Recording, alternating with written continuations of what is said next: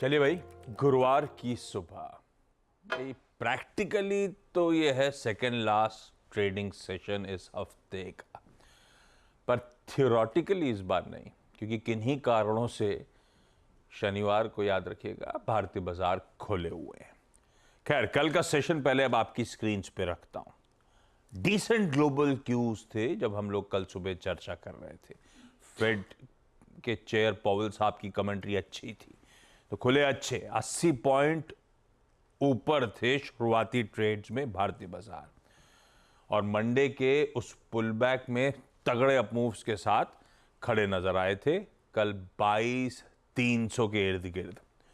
वही शायद वो इंपॉर्टेंट एवरेजेस थे, वहीं पे बिल्डअप का जोन था, वहीं से मुनाफा वसूली आई, और उसके बाद लार्जली कल एक कंसोलिडेशन, एक साइडवेज वाला ट्रेडिंग सेशन था जो आपकी स्क्रीन पर था। ये तो निफ्टी की कहानी थी। उधर निफ्टी बैंक, ऐसा लग रहा है डायरेक्शन की जो तलाश है उसकी वो अभी भी कंटिन्यू हो रही है, पर ठीक है, पुल बैक में बढ़िया कमाई हुई और सही समय पे मेरे ख्याल से लॉजिकल भी था वो प्रॉफिट टेकिंग आना, थोड़ी सी मुनाफा वसूली आना।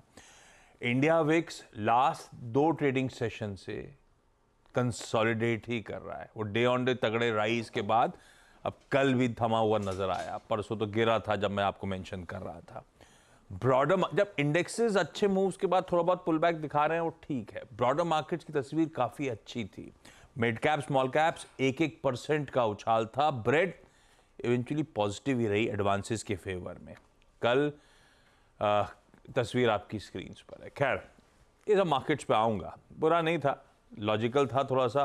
सारे एक्सपर्ट्स मान भी रहे थे उन जोन्स के आसपास शायद मुनाफा वसूली आएगी, आई, और ब्रॉडर मार्केट्स ठीक ठाक थे।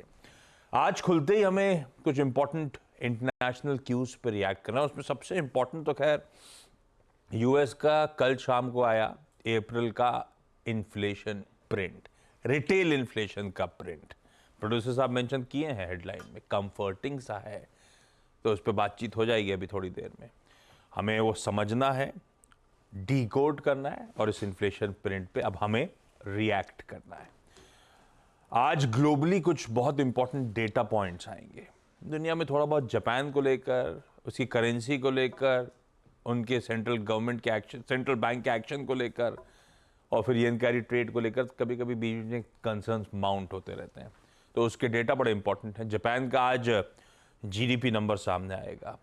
ईसीबी भी अपनी फाइनेंशियल स्टेबिलिटी रिपोर्ट प्रेजेंट करेगी, और यूएस में आज शाम को एक और इंपॉर्टेंट आंकड़ा, 2 चीजें हैं, महंगाई देखना है और जॉब मार्केट देखना है। तो आज इनिशियल जॉबलेस क्लेम्स के यूएस के नंबर्स आएंगे। रिजल्ट्स के लिए आज से इंपॉर्टेंट दिन है। महिंद्रा एंड महिंद्रा निफ्टी में नंबर आना है, और हाँ, उसके अलावा 7 और वायदा बाजार की कंपनीज जिनके नंबर्स अवेटेड हैं। और आज निफ्टी 50 की इन सब के बीच में हम वीकली एक्सपायरी की तो वैसे ही तैयारी कर रहे होंगे, तो है तो एक्शन पैक बढ़िया दिन, जिसकी आज अभी बिगुल बजा देते हैं। गिफ्ट निफ्टी कह रहा है भाई साहब हम 0.5% ऊपर खुलेंगे, तो कल थमे जरूर होंगे, कंसोलिडेट जरूर होंगे। आज फिर इंच अप करने की तैयारी, और शायद 100 पॉइंट के आसपास का गैप अप मिले। ऐसे में ग्लोबल तस्वीर है कैसी, नीरज जी बगल में बैठे, इनसे बातचीत। वीरू से जानेंगे कैसे निफ्टी बैंक में आज हमें स्ट्रैटेजाइज करना, और हर्षिता बताएंगी सारे important stocks in news. Please दिखाइए जरा साथ साथ एशिया, और साथ में उसके बाद यूएस के बाजार। आज मूड ठीक है, एशिया मिला जुला होगा, चाइना के मार्केट छोड़ दीजिए, बाकी ठीक है, बढ़िया ही काम काज कर रहे हैं, क्योंकि हैंडओवर यूएस से बढ़िया था।